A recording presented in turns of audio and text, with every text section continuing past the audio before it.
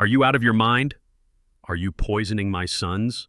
Ethan Crowell's voice thundered through the nursery, shaking the very walls. Grace Holloway froze, her slender hand still cupping the worn glass vial, its amber liquid shimmering faintly in the light. With her other hand, she steadied Caleb, the smaller of the 6-year-old twins huddled on the velvet chair, his blind eyes wide, lips glistening from the tiniest sip he had just taken. Ethan stormed forward, his towering frame filling the room. He was a man whose presence always commanded attention, broad-shouldered, impeccably dressed, sharp-jawed, a billionaire titan who bent empires to his will. But not tonight. His face was flushed with fury, his hazel eyes wild. He snatched the vial from Grace's hand, holding it up to the light as if it might confess its secrets. "What in God's name did you give them?" he growled. "What were you thinking?" Grace's voice trembled, her tall frame shrinking against the marble wall. I didn't mean harm, sir. They were suffering. They hadn't smiled in days. I thought—" "You thought?" Ethan cut her off, his voice sharp and mocking. "You thought you could cure my sons with some backwoods potion from your grandmother's pantry? Do you have any idea what you've done?" Caleb clutched Grace's sleeve, whispering, "Don't take her away, Daddy." But Ethan's fury drowned the plea, leaving the room suffocating with silence and fear. Support us by subscribing and share in the comments. Where are you listening to this story of resilience tonight? The last breath of autumn lingered over Hollow Creek, a small, affluent town tucked between the rolling hills of upstate New York. The evening air was sharp with the scent of dying leaves and distant rain, heavy clouds pressing down upon the town as if the heavens themselves shared in the grief of one household. At the highest ridge overlooking the valley sprawled the Crowell estate, a mansion of steel and glass built to dazzle, a monument to wealth and ambition. Its mirrored walls caught the dimming light of dusk, glowing faintly against the gathering storm, but inside the house there was no warmth, no light that could touch the heart of its owner. Ethan Crowell was a man built by his own hands and sharpened by the cruelty of the world. In his late 40s, tall and broad-shouldered, his dark hair was flecked with gray at the temples, a mark of sleepless years and unrelenting labor. His jaw was strong, but often locked tight with tension, his hazel eyes once bright with vision, now dulled by sorrow. He was known across America as the billionaire who turned an obscure software company into a global empire, a self-made titan whose innovations powered thousands of homes. But here, within the marble corridors of his mansion, he was nothing more than a father brought low. His fortune could move governments and bend markets, yet it could not restore the light stolen from the eyes of his children. In the nursery, the heavy velvet curtains were drawn tight, shutting out what little remained of the evening glow. 2 small figures lay curled together on a bed far too large for them. They were the twin sons of Ethan Crowell, Caleb, and Carter, both 6 years old, identical in every line of their fragile frames, yet subtly different in spirit. Caleb Crowell, the elder by a few minutes, had a rounder face and a softness that clung to his features, even as his eyes remained clouded, their once vivid green reduced to a pale, sightless hue. He was timid, speaking little, often clutching his brother's hand as if afraid the world might snatch him away. Before the blindness, Caleb had been the one who noticed the details, shapes of clouds, colors of birds, the way sunlight touched the grass. Losing that gift turned him inward, leaving a hollow quietness where curiosity once bloomed. Carter Crowell, by contrast, carried defiance in his small shoulders. His face was sharper, his mouth quicker to frown, his blind eyes often turned upward as if daring the darkness to defeat him. Though he could no longer see, he memorized rooms by touch, bruising himself often but refusing to cry. He had been fearless before, and blindness only carved the steel deeper into his spirit. Yet even Carter, who challenged everything, sometimes curled into his brother's side at night, whispering fears into the dark. Ethan sat by their bedside, a hulking figure in a chair that seemed too small for his frame. His large hands, once accustomed to signing contracts and shaking powerful men's palms, now trembled slightly as he reached for his son's blankets. his jaw clenched so hard it seemed carved from stone. He leaned forward, his voice a low rasp, almost a prayer.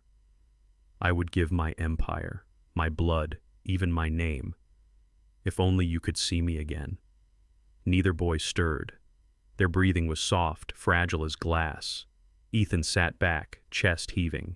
For all the world's applause, he had become powerless in the only war that mattered. The estate itself, though magnificent, had become a prison of silence.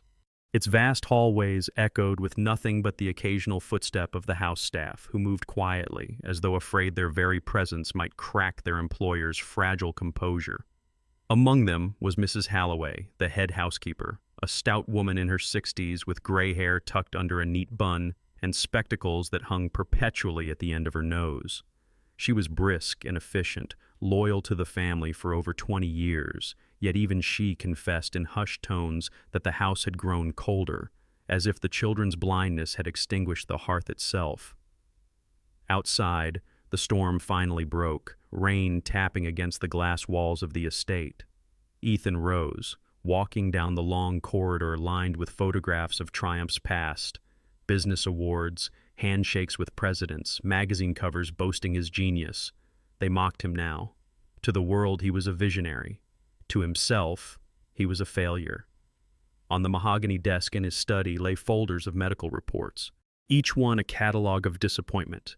Failed stem cell trials in Boston, surgeries in Zurich, experimental gene therapies in California, each marked with the same crushing verdict: no improvement. He had poured money like water into empty soil, hoping for bloom, yet nothing grew. The press, hungry for weakness, had caught the scent. Newspapers whispered with venom, the man who built the future, but cannot heal his own blood. On television, glossy anchors discussed his plight as if it were a parable, a warning that even titans fall. In the boardrooms of Crowell Industries, investors muttered about distraction, about a CEO too lost in personal tragedy to steer the ship. One shareholder had dared to say aloud, "If he cannot manage his household, how can he manage an empire?" The words had reached Ethan, and though he dismissed them in public, they burrowed deep. That evening, as thunder rolled over Hollow Creek, Ethan's oldest confidant arrived, Richard Palmer, the family lawyer. Richard was a thin man in his early 60s, with hair the color of snow and a face lined by years of negotiation. He had served Ethan faithfully for decades, guiding him through lawsuits and mergers alike.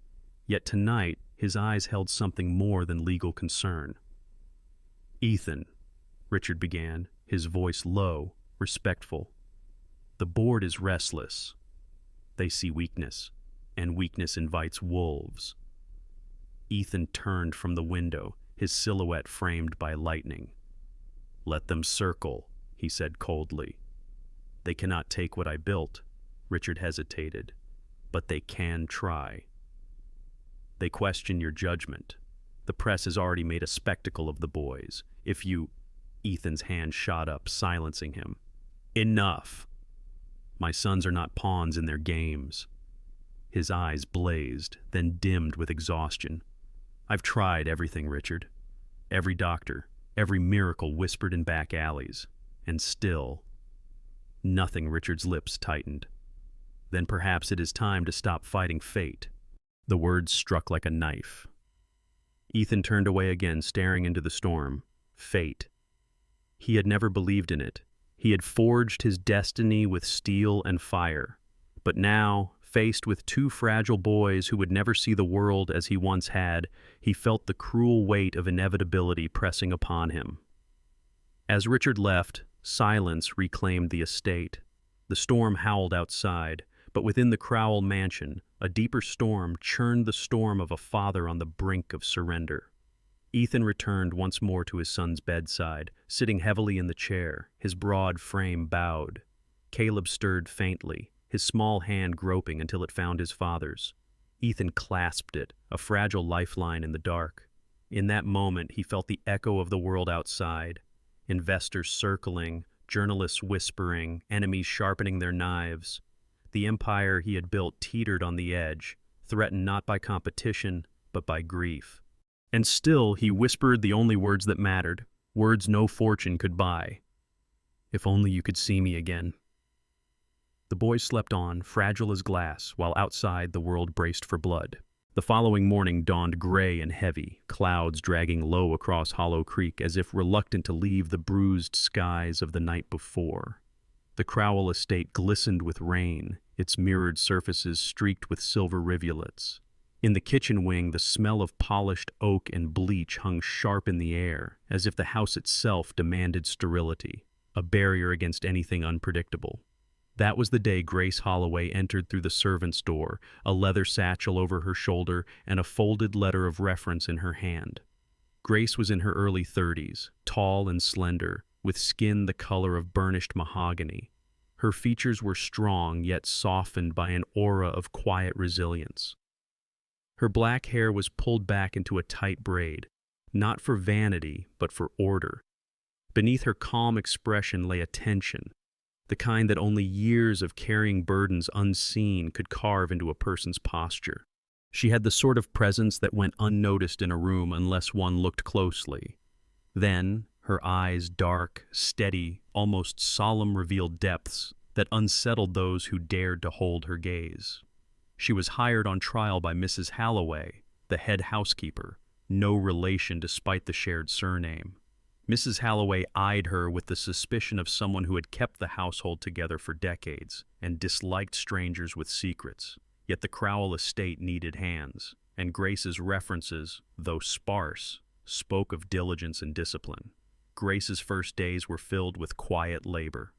She dusted the long corridors, scrubbed marble floors until they gleamed, and polished silver trays so bright they reflected her face back at her like a stranger. Yet whenever her work brought her near the nursery, her steps slowed. She would pause outside the door, listening for the boys' voices or their silence. And always, her gaze lingered a little too long when she passed them in the halls. The twins were curious about her in the way children sense difference even without sight. Caleb would tilt his head toward her footsteps, his fingers flexing as if reaching for the sound. Carter, bold as ever, once asked in his clear, steady tone, "Who's there?" "You don't walk like Mrs. Holloway." Grace had only smiled, a quiet smile he could not see but seemed to feel. One night, after days of watchful silence, Grace discovered Caleb sitting alone on the window seat of the nursery. His face was wet with tears, his small fingers clutching a toy soldier. Carter had fallen asleep, curled stubbornly in his blanket, but Caleb whispered brokenly into the darkness, "I just want to see the stars again." Grace's heart tightened. She crossed the room softly, kneeling until her slender frame was level with his small, trembling shoulders. "Sweetheart," she whispered, her voice low and soothing, "sometimes the world steals more than it should. But my grandmother taught me there are ways to give back what was taken." From the satchel she carried everywhere she withdrew a small glass vial. It was old, the glass uneven, the cork stopper worn smooth by generations of hands. Inside, a pale amber liquid caught the faint light of the lamp, shimmering like trapped sunlight. When she opened it, the faint aroma of earth, wild flowers, and something deeper, something ancient spread through the room. Her hand trembled. She knew if Ethan Crowell discovered this, he would not only dismiss her, but ruin her utterly. Yet Caleb turned toward the vial as if drawn by some instinct, his lips parted in fragile hope. Carter stirred awake, muttering, "What's that smell?" Grace's voice softened further. "It's nothing harmful, I promise. Just something that has helped children before, children who carried wounds the world could not see." The boys leaned forward, trusting in the simple way children trust those who see them with kindness rather than pity. Grace let a single drop touch Caleb's lips, then one for Carter. She quickly stoppered the vial, heart pounding as though she had unleashed something forbidden. Meanwhile, the parallel world outside their room spun on with its own storms. Grace bore scars invisible to those around her. Years ago, she had trained as a nurse in a city hospital, her natural compassion and sharp mind quickly earning her praise from patients. But whispers began, ugly and persistent. Some colleagues accused her of using unorthodox methods, herbal compresses that soothed pain, teas that calmed fevered minds. When a wealthy donor's child improved under her care rather than celebrate, the hospital board recoiled. "We are a place of science, not superstition," one administrator spat. Within weeks, Grace was quietly dismissed, her reputation tarnished beyond repair. That was when she turned to the one inheritance left to her, a weathered notebook belonging to her grandmother, Margaret Holloway. Margaret had been a healer in the rural South, a tall, commanding woman with broad shoulders and a booming laugh that masked the hardships she endured. She had been midwife, herbalist, and counselor to her community, revered and feared in equal measure. She used to say, "Children don't always cry with sound." Sometimes their silence is the loudest scream. Grace had memorized those words, carrying the notebook like scripture. In the Crowell mansion, Grace kept the notebook tucked beneath her pillow in the servants' quarters. Its pages were filled with recipes for tinctures, pressed flowers, notes written in looping, loving script. To the world, it was nonsense. To Grace, it was truth preserved. But suspicion began to stir among the staff. Evelyn Marsh, a maid in her 40s with a sharp tongue and weary eyes, noticed Grace slipping quietly into the nursery more than once. Evelyn was plain-looking, stocky, her face hardened by years of scrubbing and bowing to wealth. She disliked Grace almost instantly, not out of malice, but from envy of the younger woman's calm presence and the attention she seemed to draw from the twins. "Mark my words," Evelyn whispered to the cook. "She's hiding something." The cook, Mr. Lionel Briggs, was a heavy-set man in his 50s with a ruddy face and thinning hair. He only shrugged, wiping his hands on his apron. "We all hide something. Best not to ask questions." Still, whispers spread. The estate was a place of order, and Grace moved like an unanswered question within it. That night, after she had given the twins their first taste of the amber liquid, Grace returned to her room trembling. She pulled out her grandmother's notebook, tracing the faded ink. The recipe was scrawled under the heading, "For children who have lost their light," a mixture of elderflower, lemon balm, and an herb whose name had been smudged with time. Her grandmother had once whispered that the tincture did not heal the body alone, it touched the spirit, calming the storms within. Grace closed the book and pressed it to her chest. In the nursery, Caleb's breathing slowed, his face relaxing for the first time in months. Carter stirred, muttering softly, but his hand found his brother's and held tight. A hush settled over the room, not the heavy silence of despair, but something gentler, almost expectant. Unseen by all but the shadows, the first threads of change had been woven. The morning broke with an unusual hush over Hollow Creek, as if the storm from the night before had left the air fragile. Clouds hung low and pale, and the first rays of light pressed uncertainly against the mirrored walls of the Crowell estate. In the nursery, silence shattered with a gasp so sharp it cut through the air like glass breaking. "Daddy! I see the sun," cried Carter Crowell, his small hands reaching toward the window as if he could hold the morning itself. His cloudy eyes, once flat and sightless, now shimmered faintly, a flicker of gold light reflecting within them. His chest heaved with exhilaration, the kind only a child could summon when touching something miraculous. Caleb, still curled in the bed, lifted his head with a hesitant whimper. "You see it?" he asked, voice trembling with hope and doubt. Carter gripped his brother's hand fiercely. "I swear it. There's light. It's there." The heavy door burst open, and Ethan Crowell stormed into the room. His face was pale beneath the salt and pepper streaks in his hair, his hazel eyes flashing with a wild mix of fear and fury. He had been drawn by his son's cry, and for a fleeting moment, his heart dared to leap. But his gaze caught the glint of glass in Grace Holloway's trembling hands. The vial, the faint amber liquid within. "What poison did you feed my sons?" Ethan roared, his voice reverberating against the marble walls. His tall frame loomed over Grace, and in one violent motion he ripped the vial from her grasp, holding it up to the light as if the glass itself could confess. Grace's dark eyes widened, her slender figure pressed back against the wall. "Not poison," she stammered, voice cracking. "A remedy." A family gift. Ethan's fury consumed him. He shoved her against the cold marble, the impact forcing the breath from her chest. Grace's braid slid over her shoulder as she struggled to steady herself, pain blooming across her ribs. Ethan towered over her, jaw rigid, his once composed face twisted in rage.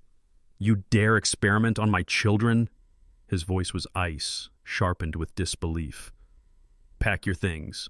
Touch them again, and you'll leave in handcuffs." He flung her to the floor where she landed hard, her palms scraping against the polished stone. Caleb scrambled to sit upright, his small voice breaking with desperation. "Don't go," he whispered toward Grace, his blind eyes searching. But Ethan's wrath drowned the plea. He scooped Carter into his arms, pressing the boy against his chest, as though shielding him from unseen corruption. Grace, gasping, pressed her hand over her bruised side. The vial rolled across the floor, catching the faint light of the morning like a secret struggling not to be lost. She did not reach for it. Instead, her gaze lifted toward Carter's face, seeing the faint spark still dancing in his cloudy eyes. Her heart-splintered hope blooming even as her world collapsed. Meanwhile, beyond the walls of the estate, a new storm brewed. Word had slipped out, no one knew how, perhaps a whisper from a servant, perhaps a careless remark in town. But that morning the media stirred like sharks at the scent of blood. Headlines began to pulse across news outlets. Crowell miracle, twins show sudden signs of sight, and has Ethan Crowell discovered the cure for blindness?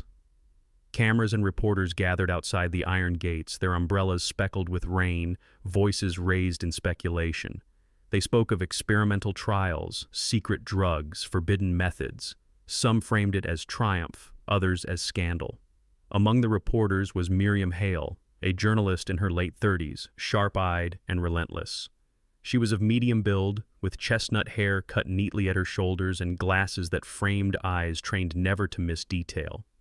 Known for her uncompromising pursuit of truth, Miriam had built her career exposing hypocrisy in wealthy families. A childhood spent in poverty had sharpened her disdain for those who cloaked their flaws in riches.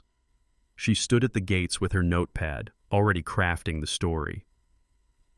"Sources inside the Crowell household claim unusual treatments are being administered," she muttered into her recorder. "Unverified substances, perhaps illegal remedies. The public deserves answers." Back inside, Ethan pulled heavy curtains across the nursery windows, shutting out the morning as if sunlight itself had betrayed him. He ordered the staff to silence. No one was to speak to outsiders. Security guards, tall men in dark suits with earpieces, doubled their patrol around the estate. One of them, David Keene, a broad-shouldered veteran in his 40s with a stern, weathered face, was tasked to push reporters back from the gates. Keene had served in Iraq, his calm under pressure evident in the way he stood unflinching against flashing cameras and shouted questions. "Crowell found a cure, didn't he?" a voice cried. "Is it witchcraft? Is it fraud?" Keene's answer was curt. No comment. Within the estate, Grace sat alone in the servants' quarters, her few belongings already half-packed into the leather satchel she had brought when she first arrived. Her grandmother's notebook lay open on the small desk, pages fluttering in the draft from a cracked window. She traced the familiar ink of Margaret Holloway's hand, her heart breaking.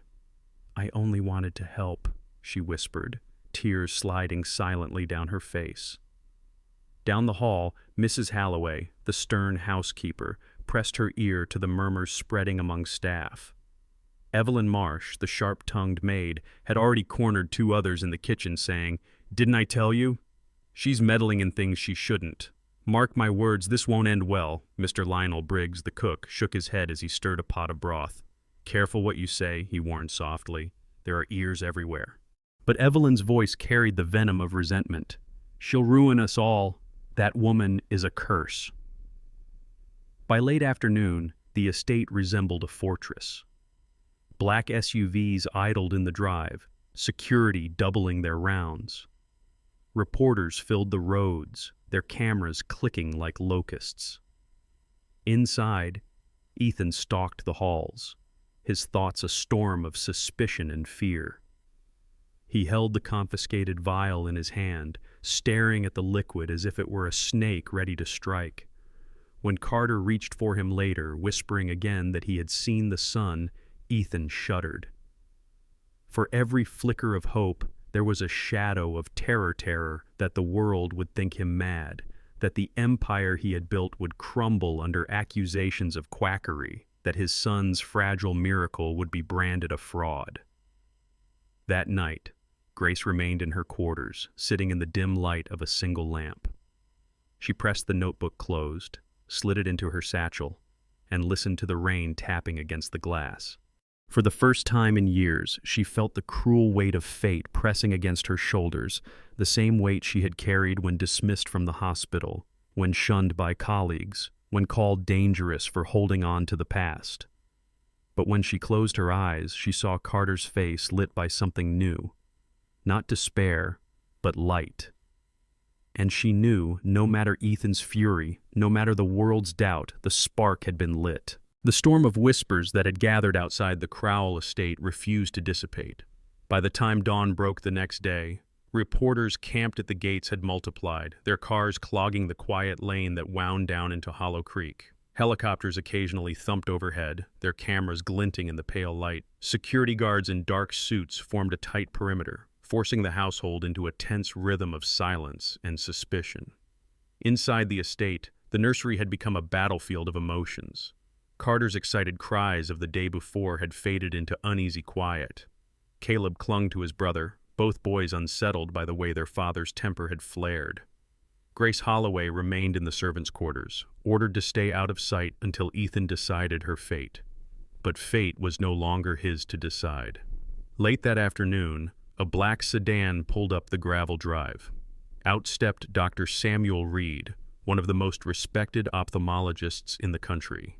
He was a man in his early 60s, tall and thin with a head of thick white hair combed back neatly.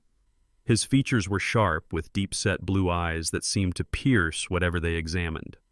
He wore a dark wool overcoat and carried himself with the quiet gravity of someone accustomed to the burden of impossible cases. Years earlier, his wife's sudden death had carved grief into the lines of his face, and since then he had dedicated himself almost obsessively to his work, known for his honesty, even when it destroyed hope. Ethan greeted him in the grand foyer, his face taut with sleeplessness. "You've seen the scans?" Dr. Reed adjusted his glasses, holding a folder close. "Yes, and I'll need to examine the boys myself." The nursery was hushed when they entered.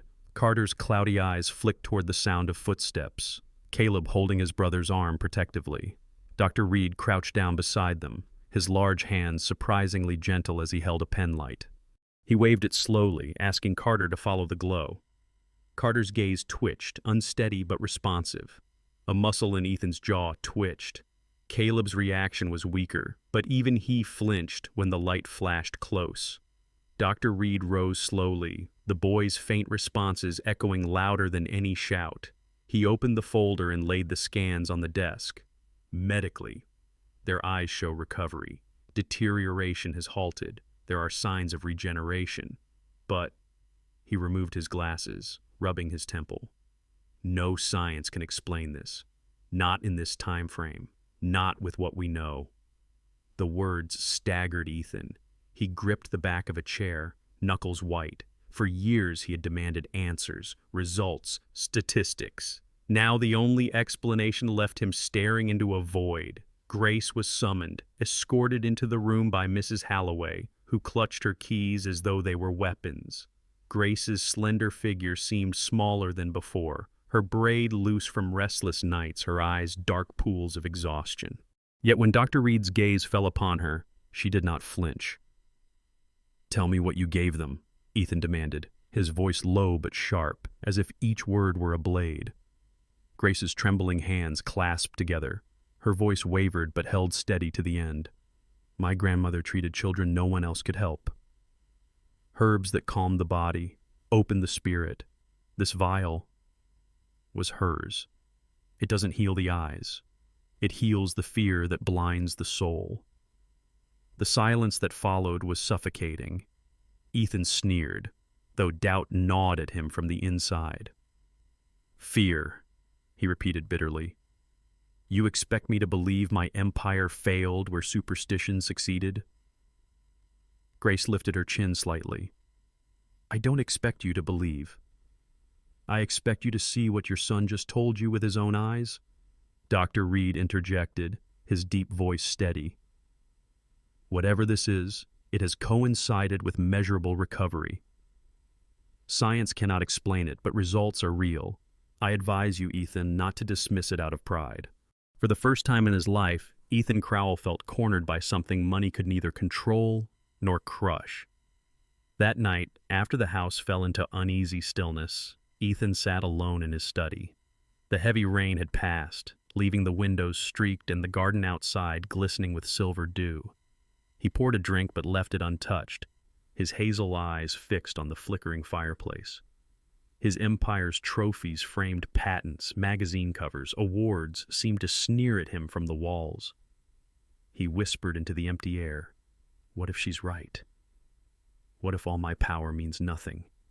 The thought was more terrifying than any hostile takeover. Meanwhile, in the world beyond his gates, another war brewed. Inside Crowell Industries' Manhattan boardroom, the directors gathered. Jonathan Fairchild, a heavy-set man in his 50s with a round face and thinning blonde hair, leaned back in his chair. Known for his ruthless pragmatism, Jonathan had built his fortune by crushing smaller competitors.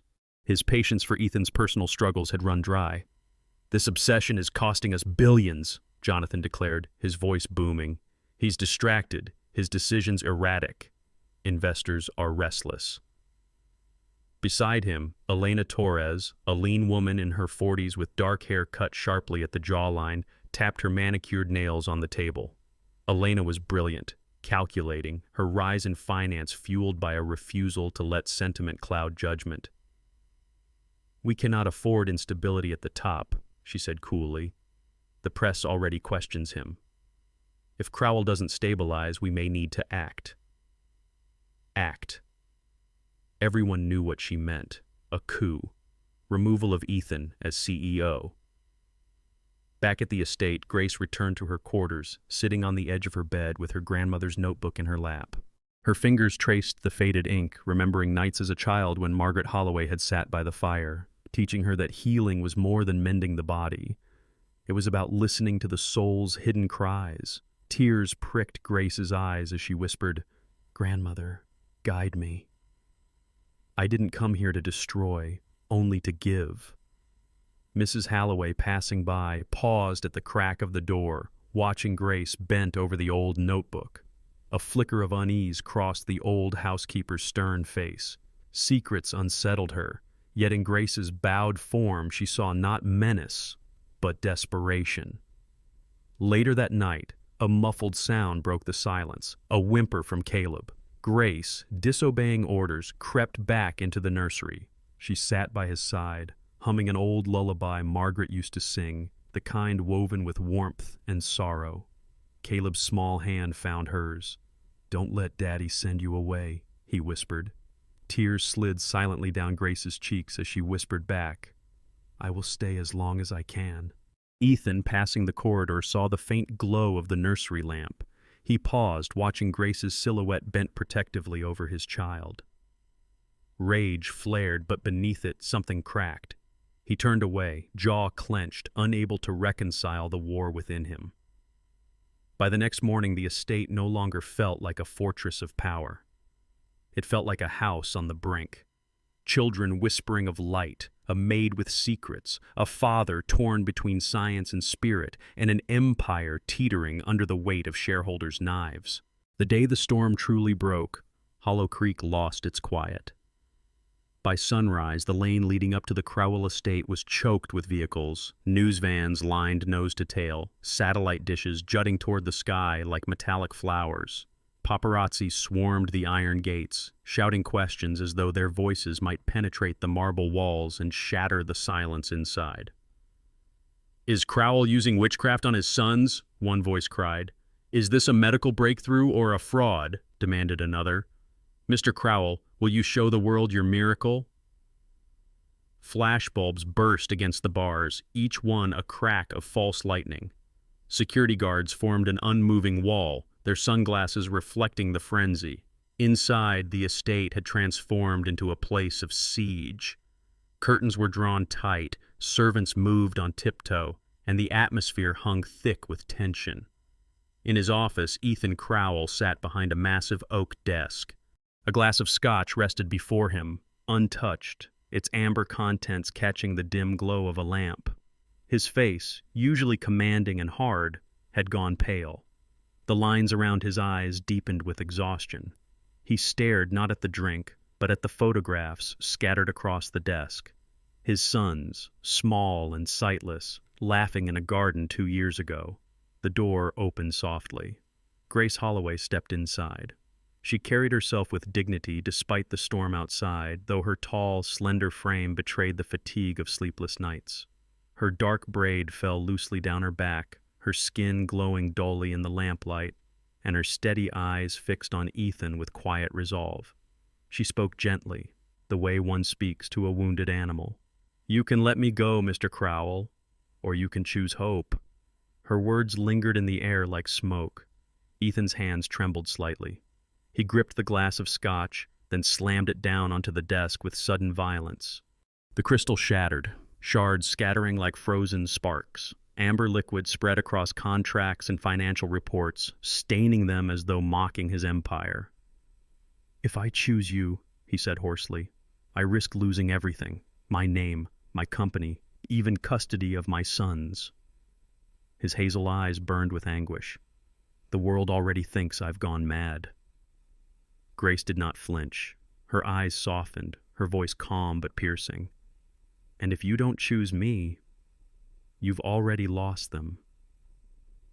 The words sliced deeper than any insult hurled across a boardroom table. Ethan's chest heaved as he leaned back in his chair.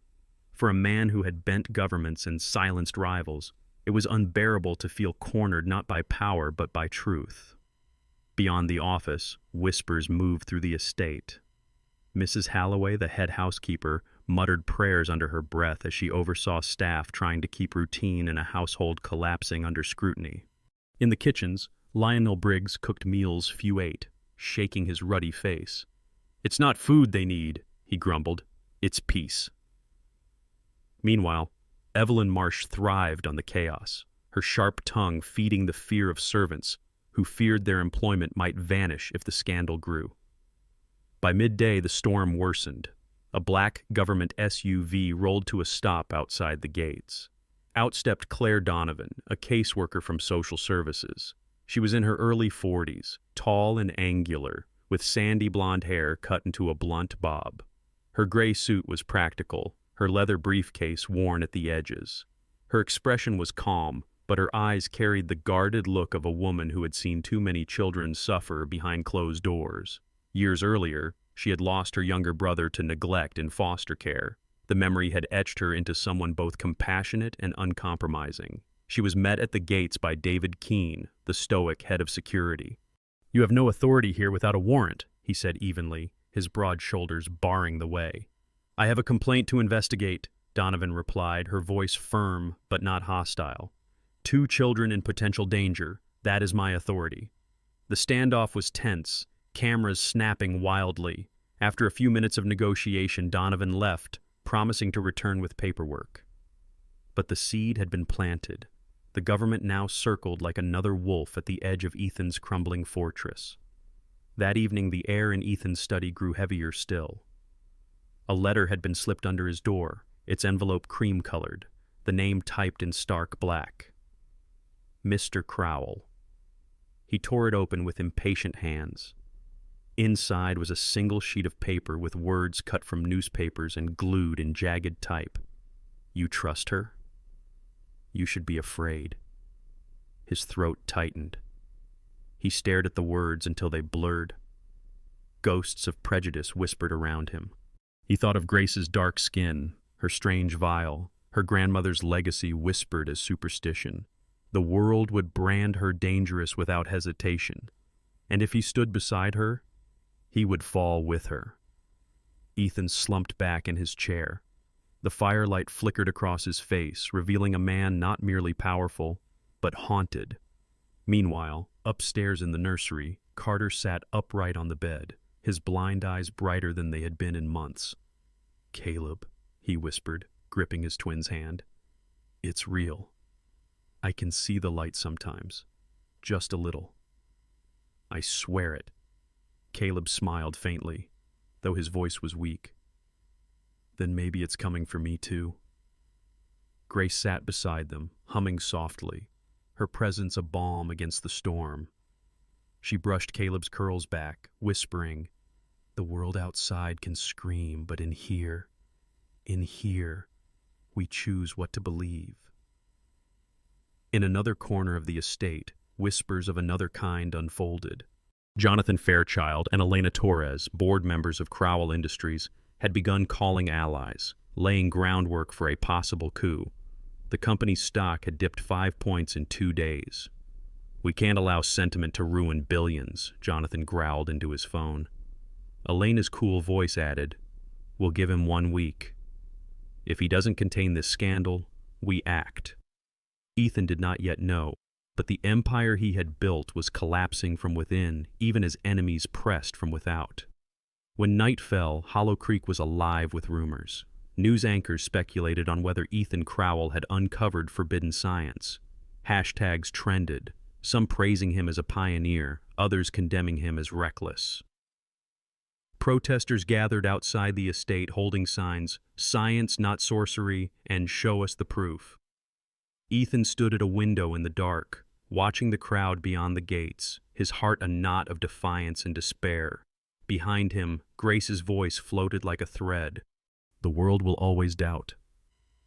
But your sons, they don't doubt. They trust." He closed his eyes, hearing again the words that haunted him.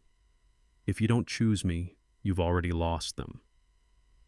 And for the first time, Ethan Crowell realized money, reputation, empire, none of it could restore the light to his son's eyes. Only faith could.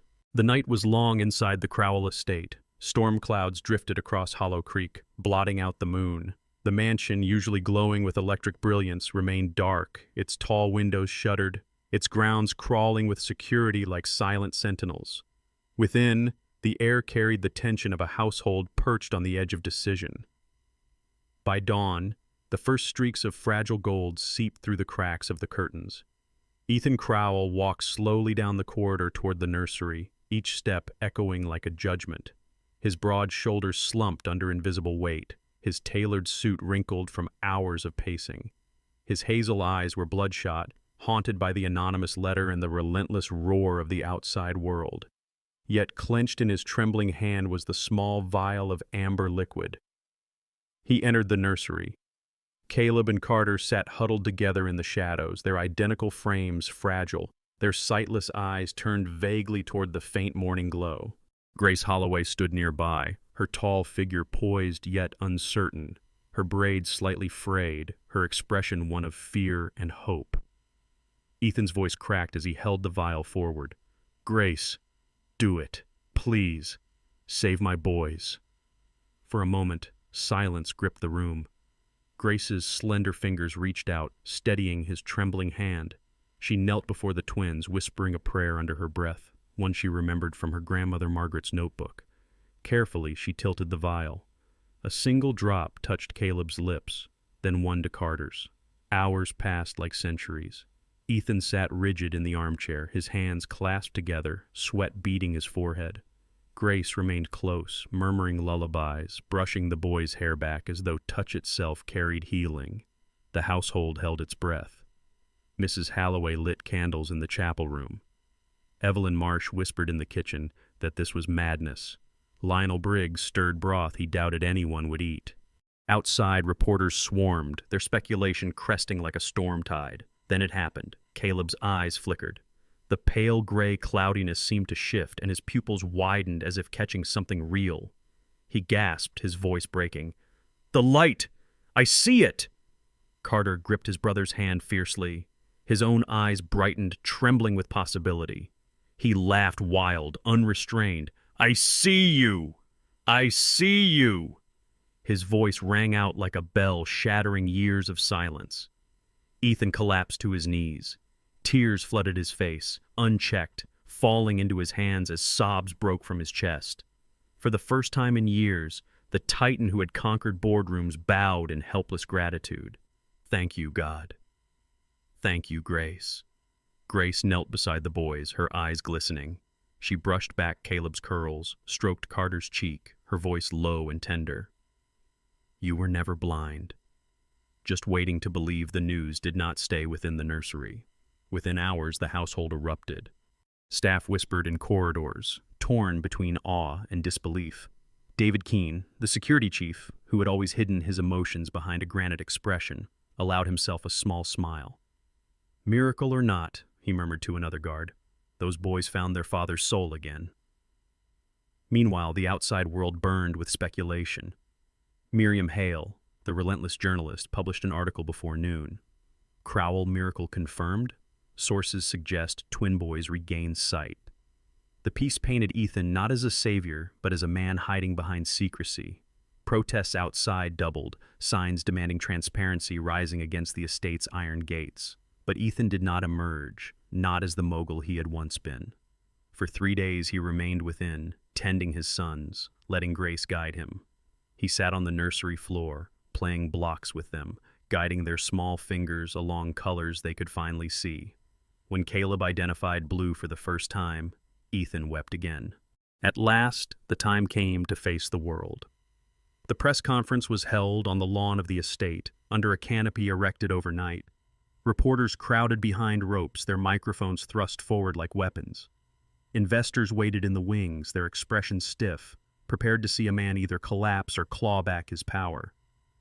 Ethan appeared not in his immaculate tailored suits, but in a simple charcoal sweater, his hair tousled, his face unshaven.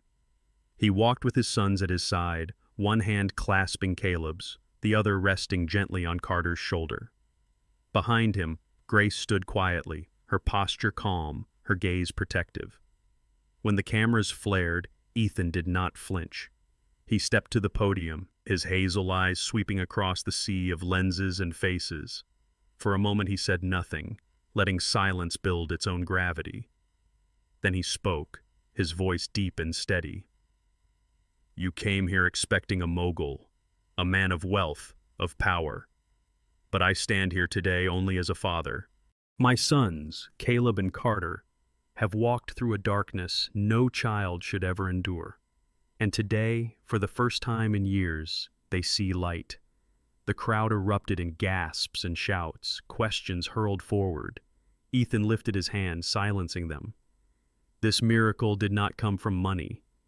It did not come from laboratories or patents or the empire I built. It came from faith, from the courage of one woman, Grace Holloway, who reminded me that healing is more than science. It is soul, and it is love. Grace lowered her gaze, tears slipping down her cheeks. And so today, Ethan continued, his voice resonant, I announce the creation of the Holloway Foundation. This foundation will fund both medical research and community healing, bridging science and tradition. No child should be left in darkness because the world cannot decide whether to call something medicine or superstition. We will fight for them all. The world gasped, not at scandal, but at a billionaire humbled, transformed. Miriam Hale, the journalist, lowered her recorder for a moment. She had come prepared to expose hypocrisy, but what she saw in Ethan's eyes was sincerity, raw and unshielded. Still, she would write with scrutiny, for that was her nature. Yet privately, she admitted to herself, this man had changed.